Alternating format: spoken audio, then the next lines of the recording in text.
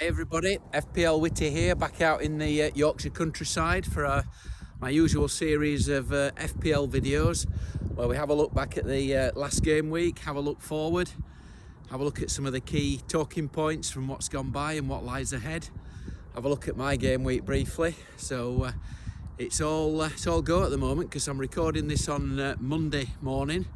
That's on the back of game week 32 that ended on Sunday. And we only get one rest day effectively, and we're straight back in for a midweek game week 33, which starts on Tuesday. So there's one good thing about having a bad week. If you had a bad week, then the good news is there's another one round the corner to put things right. So hope it's your week coming up. So quick look back on the last game week, and I suppose it was a blank game week in so much as there were only 8 games taking place because of the FA Cup semi-finals. There were 4 teams not in action: Manchester United, Man City, Chelsea and Brighton. So a lot of people were heavily invested in those players who generally provide very good FPL assets, and they've got double game weeks ahead. So a lot of people own quite a few of those players. So as a result of that, a lot of people this week were playing their free hits, so they could hang on to those players and make use of their future double game weeks, because particularly Brighton, who have 3 double game weeks to come, Manchester United have a couple, so generally the sides who blank this week all have doubles to come. So that was why a lot of free hits were played this week with I think varying degrees of success. I've seen a few very successful free hits this week, but there's also 1 or 2 red arrow free hits, which in a blank game week is almost unheard of. But I suppose it's a little bit different this time because those who weren't heavily invested in those players could generally perhaps navigate it a bit more than your normal blank game week. So but the games themselves, we had loads and loads of goals, didn't we? And another title twist. We seem to get one every week, but on the face of it, Arsenal had a very straightforward game, top against bottom. How often does that not work out as planned? And incredible that Southampton scored inside the first minute, of course, to wipe that popular Arsenal clean sheet out. But in the end, Arsenal were almost glad to be rescuing a draw. I know they won't be happy with the draw, but they looked like losing it. 3-1 down with only a few minutes to play. They did actually get a 3-3, which of course was a blow to Southampton's survival hopes. But free hitters had a big choice really as to which 3 Arsenal to go. I think pretty much most people had Saka and Martinelli, so it was that third Arsenal spot really, which was the big choice. And I think those who went triple mids with Ødegaard were the big winners this week. And the Arsenal clean sheet was busted, as we know, and Jesus fluffed his lines up front. So certainly the Arsenal mids were the ones to be on. But the other big free hit team, of course, were Liverpool. Everybody expected a very straightforward win against Nottingham Forest, who had only scored 5 away goals all season. But true to form, they scored twice, so the Liverpool clean sheet was busted as well. So a lot of people went with Trent and Salah, but a lot doubled on the Liverpool defence. So that was gone, although Robertson and Trent did get assists, of course. So it was left to the third Liverpool spot and those who went in the attack. Mixed emotions really. Gakpo was a real bandwagon. Of course he blanked, but it was Jota who scored a double again for the second successive game. So Jota owners were the big winners this week. But certainly outside those 2 games, loads of goals going in. I don't think anybody expected West Ham winning 4-0 at Bournemouth, particularly after West Ham had been involved in European action with tired legs, supposedly, just a few days before. Solanke owners left disappointed. He did hit the post, of course. And crazy game, of course, Newcastle Spurs, with Newcastle racing into a 5-goal lead inside 21 minutes. Absolutely amazing that Spurs collapsed in the way that they did. And of course, Isaac owners were the big winners in that game, weren't they, as he notched a double. So well done if you were on Isaac. But elsewhere, I think the most popular free hit goalkeeper was Sam Johnston. He duly delivered a 10-pointer in a Crystal Palace 0-0 draw with Everton. So well done if you were on that. But generally speaking, as I said, the free hitters were completely varied really. Some very high scores, very modest scores. I mean, I was on Eze of Palace. A lot of people fancied that one, and he had a goal disallowed, so that was another example of variance. In terms of my game week, I had 63 points, so I just about scraped a green arrow on a free hit, which was very disappointing really. My 5 returners were the 5 that pretty much all free hitters had, in Salah and Trent and Martinelli and Saka and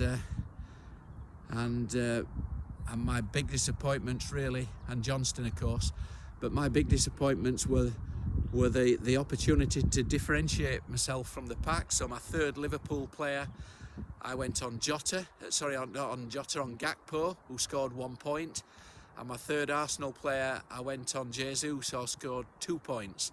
So in both cases, that vital choice of a 3rd Liverpool or 3rd Arsenal was the one that let me down. And not only that, I think we had a lot of free hit teams very, very similar. And again, the big differentiator for many was the 3rd defender or the 7th attacker. And in both cases, again, I came out on the wrong end of variance. So my 3rd defender, I could have doubled on the Newcastle defence with Shah. I could have doubled on the Palace defence. I did have Castagna listed in my shortlist. And in the end, I went with the more attacking but popular Moreno of Villa. And of course, he was the only one of the 4 that blanked there. And then my opportunity to differentiate myself with the 7th attacker, I could have gone with Kane, could have gone with Isaac, could have gone with Tony, and I went with Eze. So it was just one of those weeks where variance just hit me in the chops this week, and what could have been very, very different, unfortunately, it was a very disappointing free hit, so a big opportunity lost for me, and a very modest green arrow, up from 134k to 130k this week. So it is a green arrow, I'll cling to that as a positive, and it's now 4 green arrows in 5 weeks. I was sat at about 350k before that run 5 weeks ago, so I am within sniffing distance of the top 100k, which I think will be a realistic target this season because I've now played all my chips.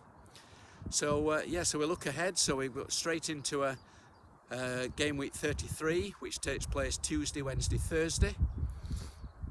And looking at the outlook now of what we've got left, we've only got, of course, we've only got 6 game weeks to go, but we've got 3 double game weeks to come. So we've got double game week 34 is the biggest double game week that's left, and that will be the one where a lot of people who didn't play their free hit this week, who've got it left, will be targeting to load up on as many double game week players as they can.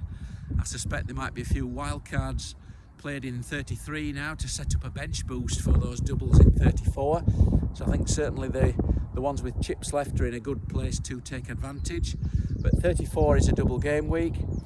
36 is a game week for just Newcastle and Brighton, and then 37 is a game week for 4 teams as well. So there are some doubles ahead, so it's all about now navigating that.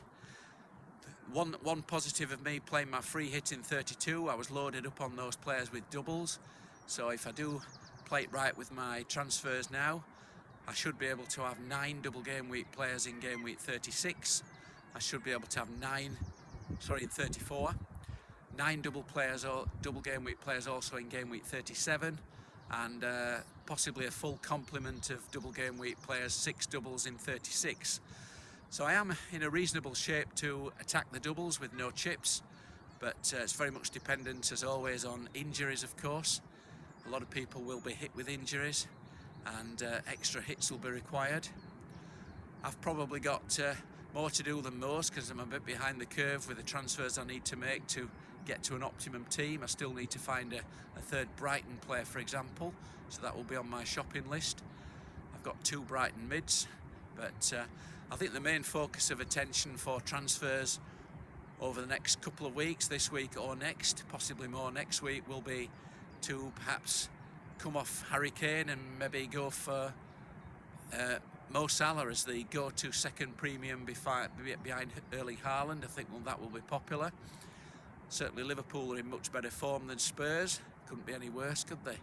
But of course Harry does keep ticking the goals in. He even found a way to score at Newcastle, didn't he? But I think generally a lot of people will be now moving their second premium from Kane to Salah. I think that will be the plan. But it will also mean, in most cases, a Kane downgrade. So that will probably be my plan over the next couple of weeks.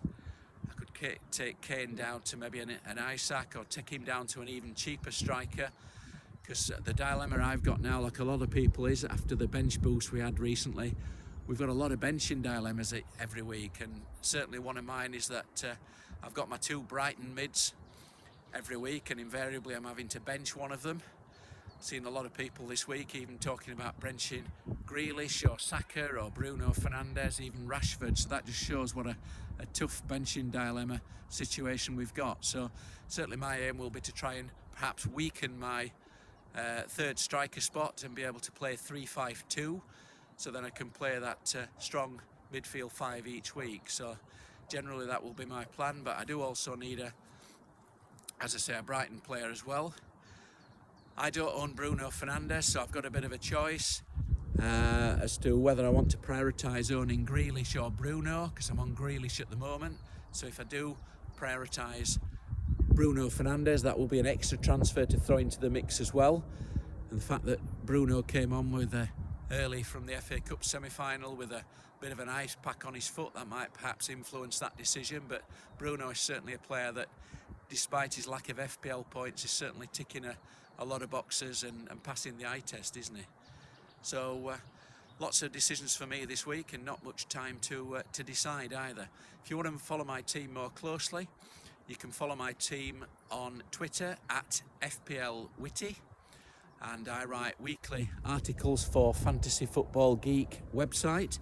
So there'll be one out before the deadline on Tuesday, and I'll be doing these videos once a game week, so I wasn't sure if I'd squeeze one out in the short turnaround between game weeks midweek, but I managed to do that. Whether or not I'll get chance between the Thursday end to game week 33 and then game week 34 on Saturday remains to be seen, but either way I'll try and put these out most weeks. So if you like the content, then you can help the channel by liking the videos and subscribing. So quick look to game week 33. I think Erling Haaland, despite Manchester City Arsenal being potentially a tight looking game, I think Haaland will still be the captain favourite. I think the way Arsenal conceded 3 to Southampton will certainly give encouragement to Haaland captainers, but of course Ollie Watkins has a favourable home game against Fulham, so there are alternatives in there. But as I say, I think a lot of people will have benching dilemmas this week as well, so we'll see what the week brings. So hope you have a good week. I like to try and keep these to 15 minutes, so I'll get back on my walk.